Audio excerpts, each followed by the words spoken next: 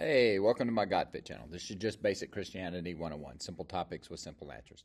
Today's topic, we're going to talk about the different realms and dimensions.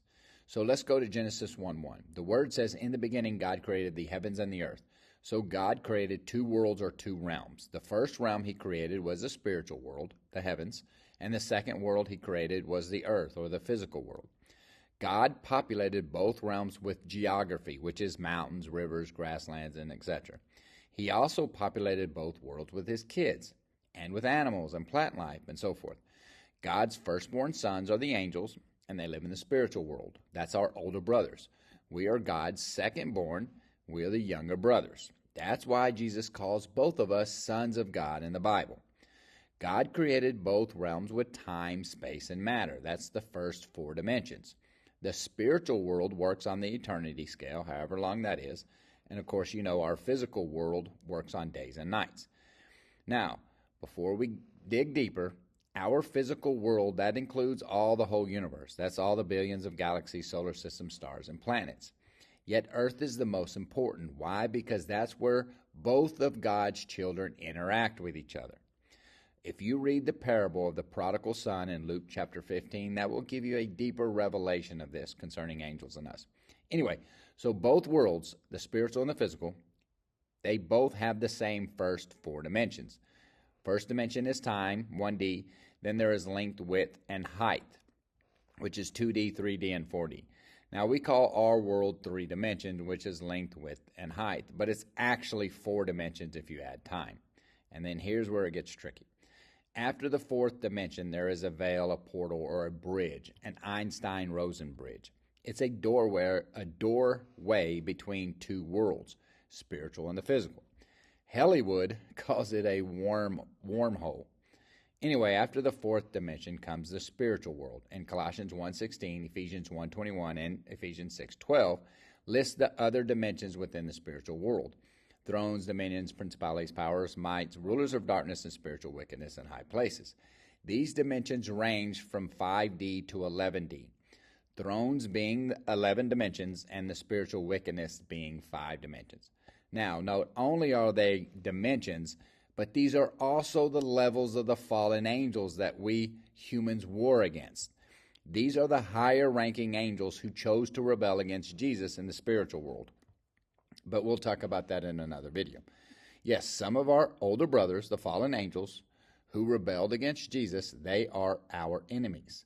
We are not at war against flesh and blood, but against these evil ones. So the spiritual world has 11 dimensions. That's almost 4 times more advanced than ours.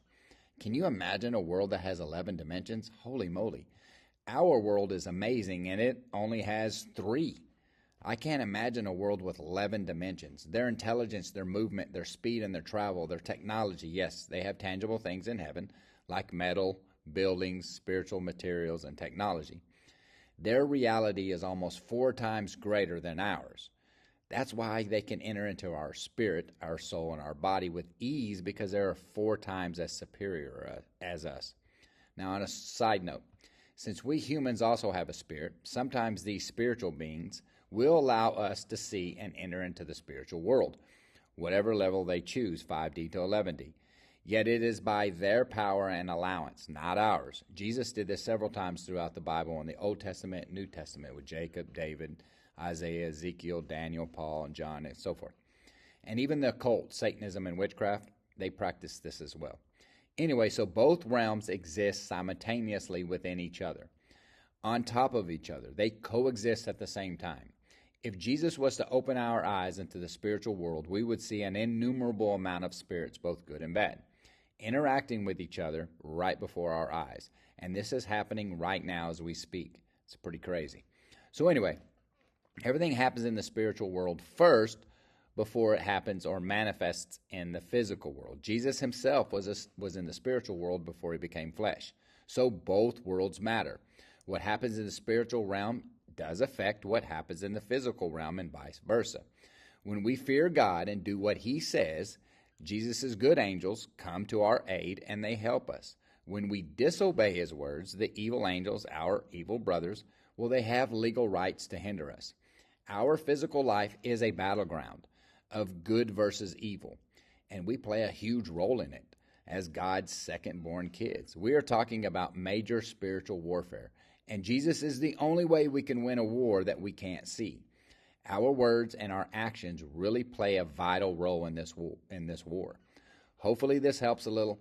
If you want more insight, read Scripture.